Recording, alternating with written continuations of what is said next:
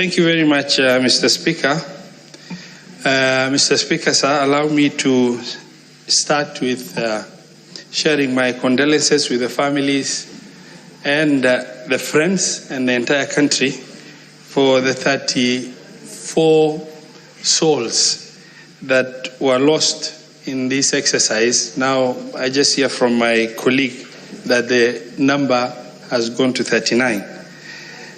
At the same time, Mr. Speaker, sir, I would like to also share my sympathies with the Kenyans, innocent Kenyans whose properties were either looted or vandalized.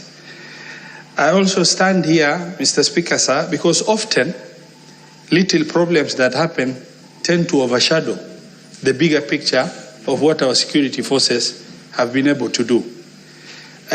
While there are rogue security officers that have caused a lot of pain to Kenyans, but there are those that have really stood very firm to protect this country from going into anarchy, and by making sure they abided by keeping law and order without also violating the rights of our protesters as enshrined in the Constitution.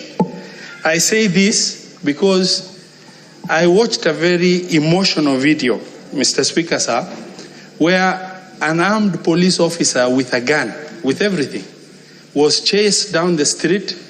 He could have opted to use the gun to protect himself, but accepted to be clobbered by the mob for the sake of making sure that extrajudicial killing does not happen.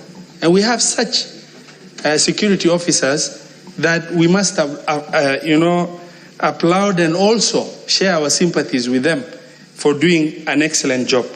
Mr. Speaker, sir, allow me to also congratulate General Z for their unprecedented success in this country. And what they have achieved over a few days is going to go down the democratic space of this country as an indelible mark in the nation, Kenya, for many years to come. Mr. Speaker, sir, for many people, maybe understanding the plight of Gen Z was a very difficult issue. I have a daughter who is in Form 2, Mr. Speaker, and I was away. I called. She was in midterm break, and I called to say bye-bye because she was going back to school. And the only question she asked me, Baba, can I ask you something? Are you supporting the finance bill? And she's in a boarding school. And I told her, no, Baba, I'm not supporting. And she said, had you answered you're supporting Baba, I would never have been able to raise my head up in school because everybody knows my father is a member of parliament. These are the unfortunate scenarios we have, whereas maybe the adults don't understand. Our Gen Z have really understood what is bedeviling them. Mr. Speaker, sir, maybe it's worth to reflect on what is the true frustration of Gen Z. You look at the public service advertisement in Kenya. Only those that are able and have money will have access to opportunities in the public service, whether it is at the national level or at the county level. Now you have children going to school and going through the most levels of higher education, but with zero hope of getting employed. Then they look at the budget of the nation and they try and comb through the budget to see if there is only hope contained in that budget that is going to really help them out, and they see nothing.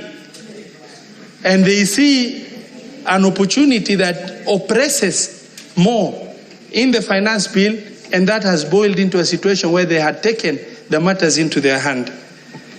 Madam Speaker, sorry, I did not notice the seat has changed.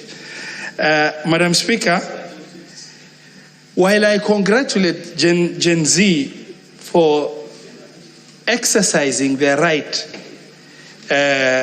to demonstrate and share their concerns, I also wish to point out that the exercise of freedom of picketing should be practiced in moderation and with a lot of control, so that the exercise of that right does not infringe on the right of others, as it is. Madam Speaker, true wisdom lies in recognizing that smart people do not invite anarchy upon themselves, but rather find every little opportunity for them to fight anarchy. I was fortunate or unfortunate enough to have had experience in my past life as a pilot, to have worked with the UN agencies in more than 10 devastated countries.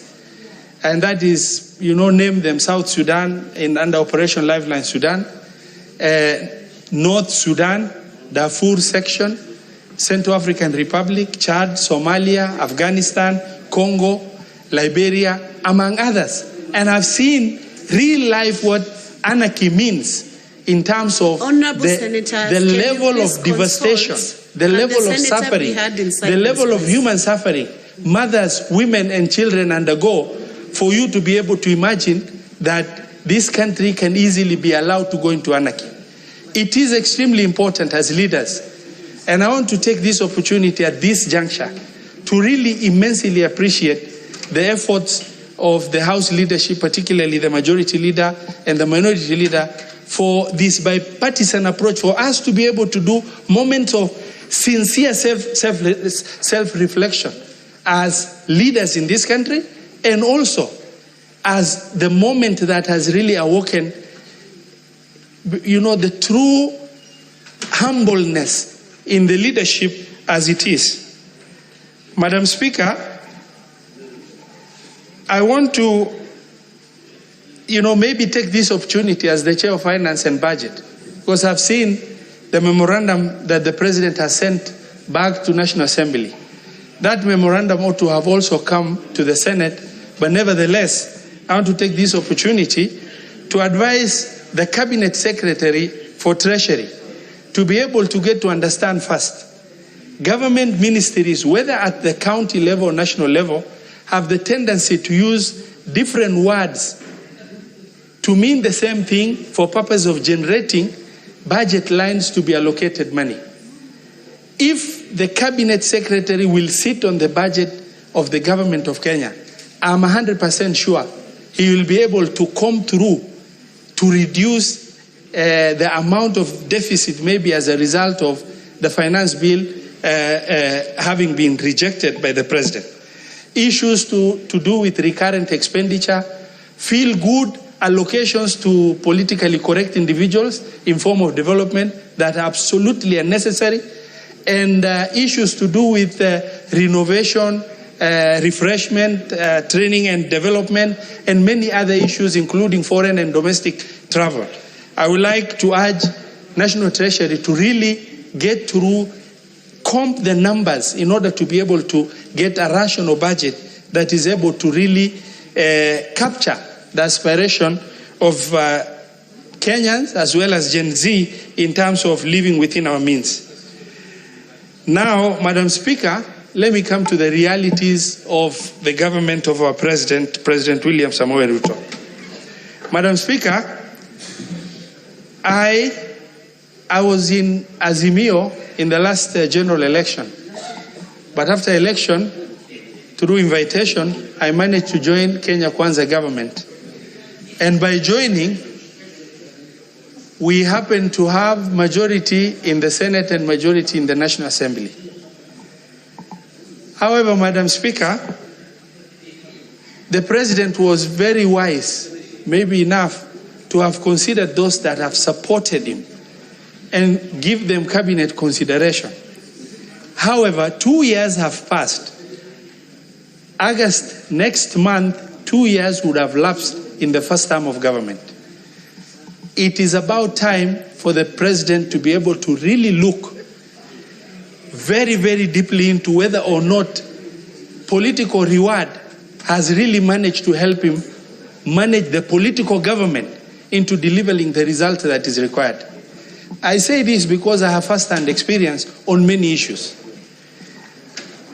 I have examples of cabinet secretaries I am a co-principal or in Kenya Kwanza, but I have cabinet secretaries in this government that I've tried to really look for, try to make phone calls to, not for personal issue, but issues affecting the public that have elected us into office to represent them. Phone calls are not responded to. Messages are not responded to. And when you walk to the office that is supposed to be providing services, the offices, the occupant of the offices are not in the office. A period of 6 months have passed to the level that I decided to take my frustration to the President of the Republic of Kenya and share with him trivial issues that could have been managed at the Cabinet Secretary's office, which is their mandate to do, and the political leaders have a responsibility of representation, which is a critical role that they need to undertake on behalf of the people that elected them into office.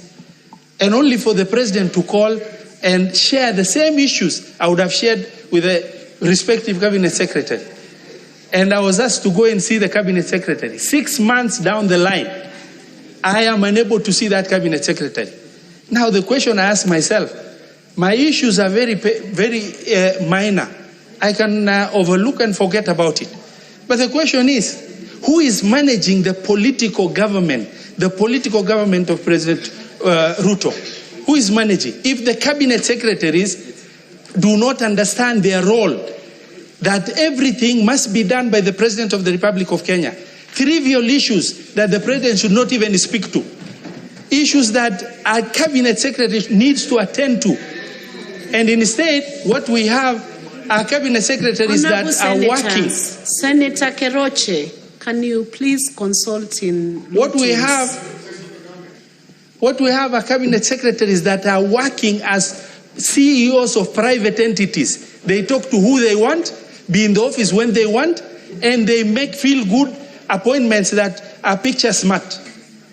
The other issue, as I observed, because this is an excellent moment of reflection, where they've dubbed our president into launching projects that the procurement process has not been even finished. Project then that in this age of information, project that the president goes, he does groundbreaking. 6 months later, nothing has happened.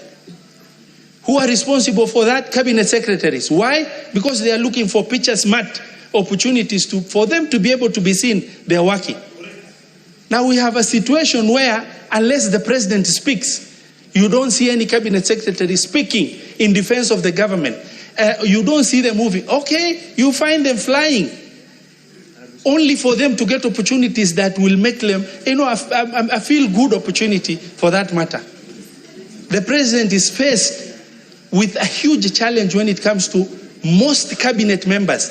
A few of them are very diligent at delivering, but most cabinet secretaries are not delivering for the president. And the president cannot run the country and also run the political government of that country.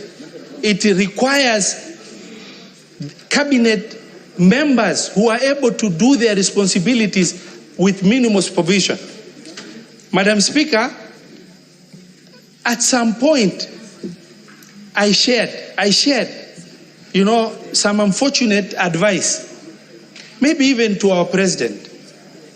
He does not have to go every other Sunday to a new church, because he will be bombarded with requests, and those requests he will be forced to make promises that it will be impossible to fulfill.